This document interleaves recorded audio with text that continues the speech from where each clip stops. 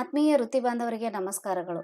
2025-26ನೇ ಸಾಲಿನ MHRD UDISE ಪ್ಲಸ್ನಲ್ಲಿ ನಿಮ್ಮ ಶಾಲಾ ಲಾಗಿನ್ನಲ್ಲಿ ಇರುವಂತಹ ಮಕ್ಕಳ GP, EP, FP ಈ 3 ಪ್ರೊಫೈಲ್ಗಳನ್ನು ಅಪ್ಡೇಟ್ ಮಾಡಬೇಕಾಗುತ್ತೆ. ಅದನ್ನು ಯಾವ ರೀತಿ ಅಪ್ಡೇಟ್ ಮಾಡಬೇಕು ಅನ್ನೋದನ್ನು ಈ ವಿಡಿಯೋದಲ್ಲಿ ವೀಕ್ಷಿಸೋಣ. ಅದಕ್ಕಾಗಿ ಸ್ಟೂಡೆಂಟ್ ಮಾಡ್ಯೂಲ್ಗೆ ಲಾಗಿನ್ ಆಗಿ. ಲಾಗಿನ್ ಆದ ನಂತರ ಈ ಪೇಜ್ ಓಪನ್ ಆಗುತ್ತೆ. ಇಲ್ಲಿ 2025-26 ಮೇಲೆ ಕ್ಲಿಕ್ ಮಾಡಿ. ಸ್ಕೂಲ್ ಇನ್ಫಾರ್ಮೇಷನ್ ಡೈಲಾಗ್ ಬಾಕ್ಸ್ ಬರುತ್ತೆ, ಅದನ್ನು ಕ್ಲೋಸ್ ಮಾಡಿ. ನೋಡಿ, ನೀವು ಆಲ್ರೆಡಿ ಪ್ರೋಗ್ರೆಷನ್ ಆಕ್ಟಿವಿಟಿ ಕಂಪ್ಲೀಟ್ ಮಾಡಿದರೆ ಈ ವರ್ಷದ ಒಂದು ಡ್ಯಾಶ್ಬೋರ್ಡ್ನಲ್ಲಿ ಈ ರೀತಿ ಮಕ್ಕಳ ಸಂಖ್ಯೆ ತೋರಿಸುತ್ತೆ.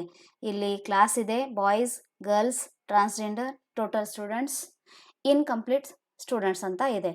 ಇನ್ಕಂಪ್ಲೀಟ್ ಸ್ಟೂಡೆಂಟ್ಸ್ ಕಾಲಮನ್ನು ನೋಡೋದಾದರೆ ಇಲ್ಲಿ 2ನೇ ಕ್ಲಾಸ್ನಲ್ಲಿ 9 ಇದೆ, 3ನೇ ಕ್ಲಾಸ್ನಲ್ಲಿ 6, 4ನೇ ಕ್ಲಾಸ್ನಲ್ಲಿ 6, 5ನೇ ಕ್ಲಾಸಲ್ಲಿ 7.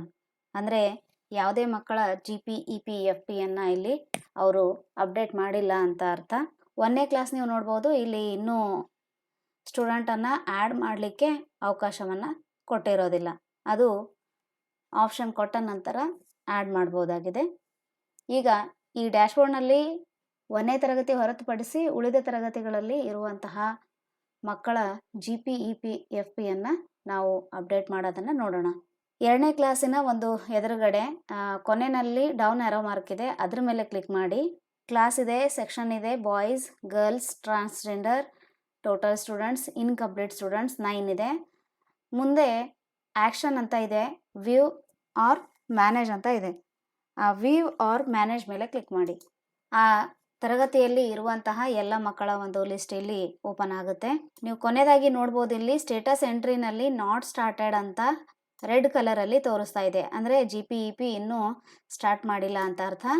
ಕೊನೆ ಕಾಲಮ್ನಲ್ಲಿಯೂ ಕೂಡ GP, EP, FP ಇವೆಲ್ಲವೂ ರೆಡ್ನಲ್ಲಿ ಇದ್ದಾವೆ, ಅಂದರೆ ಅಪ್ಡೇಟ್ ಮಾಡಿಲ್ಲ ಅಂತ ಅರ್ಥ. ಪ್ರತಿ ವಿದ್ಯಾರ್ಥಿಯ ಈ 3 ಪ್ರೊಫೈಲ್ಗಳನ್ನು ಅಪ್ಡೇಟ್ ಮಾಡಬೇಕಾಗುತ್ತೆ. ಮೊದಲನೇದಾಗಿ GP, EP ಅದ್ರ ಮೇಲೆ ಕ್ಲಿಕ್ ಮಾಡಿ. ಜನರಲ್ ಪ್ರೊಫೈಲ್ಗೆ ಸಂಬಂಧಿಸಿದಂತಹ ಮಾಹಿತಿ ಇಲ್ಲಿ ಓಪನ್ ಆಗುತ್ತೆ.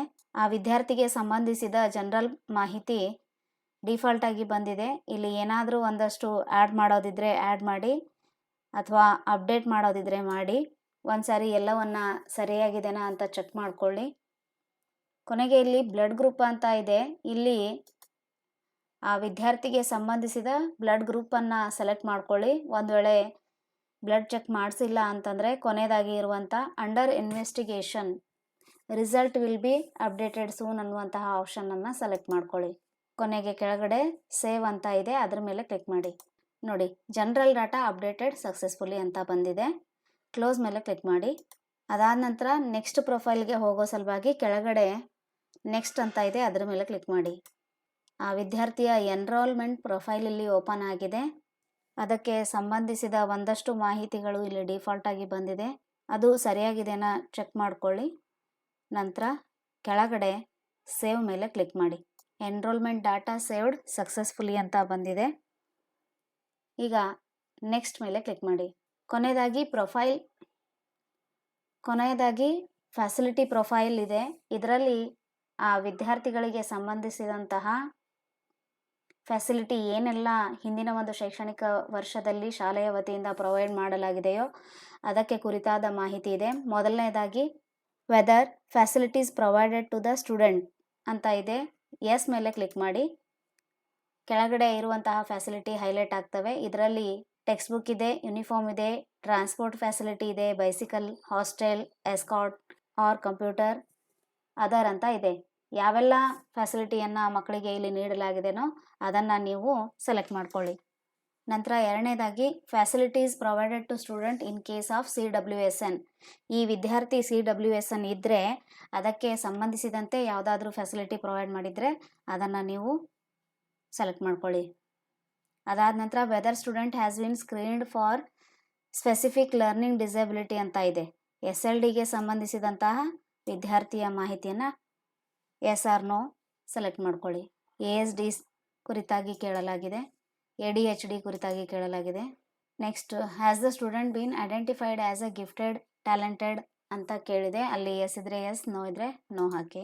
ಒಂದು ವೇಳೆ ಆ ವಿದ್ಯಾರ್ಥಿ ಸ್ಟೇಟ್ ಲೆವೆಲ್, ನ್ಯಾಷನಲ್ ಲೆವೆಲ್ ಕಾಂಪಿಟೇಷನ್ನಲ್ಲಿ ಭಾಗವಹಿಸಿದರೆ ಎಸ್ ಇದ್ದರೆ ಎಸ್ ಹಾಕಿ, ನೋ ಇದ್ದರೆ ನೋ ಹಾಕಿ. ಅದಾದ ನಂತರ NCC, NSS, scout and guides ಕುರಿತಾಗಿ ಮಾಹಿತಿ ಇದೆ.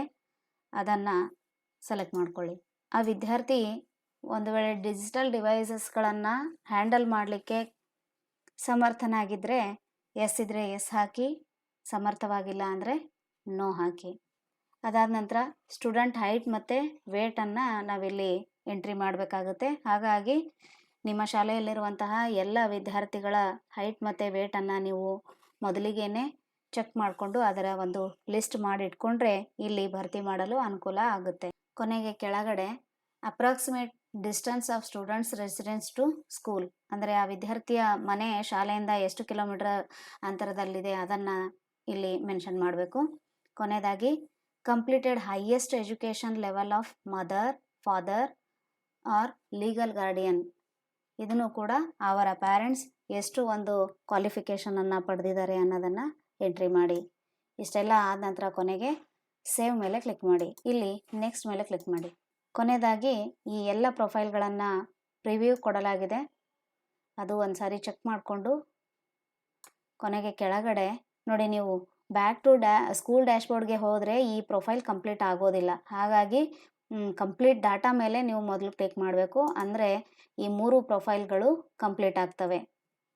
ಓಕೆ ಮೇಲೆ ಕ್ಲಿಕ್ ಮಾಡಿ. ನೀವು ನೆಕ್ಸ್ಟ್ ವಿದ್ಯಾರ್ಥಿಗೆ ಹೋಗೋದಾದರೆ ನೆಕ್ಸ್ಟ್ ಸ್ಟೂಡೆಂಟ್ ಮೇಲೆ ಕ್ಲಿಕ್ ಮಾಡಿ, ಇಲ್ಲ ಅಂತಂದರೆ ಓಕೆ ಮೇಲೆ ಕ್ಲಿಕ್ ಮಾಡಿ. ನೋಡಿ, ನಾವೀಗ ಡ್ಯಾಶ್ಬೋರ್ಡ್ಗೆ ಹೋಗಿ ನೋಡೋಣ. ಇಲ್ಲಿ ಬ್ಯಾಕ್ ಟು ಸ್ಟೂಡೆಂಟ್ ಡ್ಯಾಶ್ಬೋರ್ಡ್ ಮೇಲೆ ಕ್ಲಿಕ್ ಮಾಡಿ. ನೋಡಿ, ಯಾವ ವಿದ್ಯಾರ್ಥಿಯ ಒಂದು ಪ್ರೊಫೈಲ್ಗಳನ್ನು ನಾವು ಅಪ್ಡೇಟ್ ಮಾಡಿದ್ವೋ ಅಲ್ಲಿ ಎಂಟ್ರಿ ಸ್ಟೇಟಸಲ್ಲಿ ಕಂಪ್ಲೀಟೆಡ್ ಅಂತ ತೋರಿಸ್ತಾ ಇದೆ. ಮತ್ತು ರೆಡ್ ಕಲರಲ್ಲಿ ಇರುವಂತಹ GP, EP, FEಗಳು ಕೂಡ ಗ್ರೀನ್ ಕಲರ್ನಲ್ಲಿ ತೋರಿಸ್ತಾ ಇದೆ. ಅಂದರೆ ಆ ವಿದ್ಯಾರ್ಥಿಯ ಈ 3 ಪ್ರೊಫೈಲ್ಗಳು ಅಪ್ಡೇಟ್ ಆಗಿದ್ದಾವೆ ಅಂತ ಅರ್ಥ.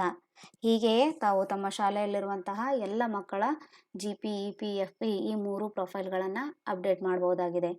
ಈ ವಿಡಿಯೋವನ್ನು ವೀಕ್ಷಿಸಿದ್ದಕ್ಕಾಗಿ ಧನ್ಯವಾದಗಳು.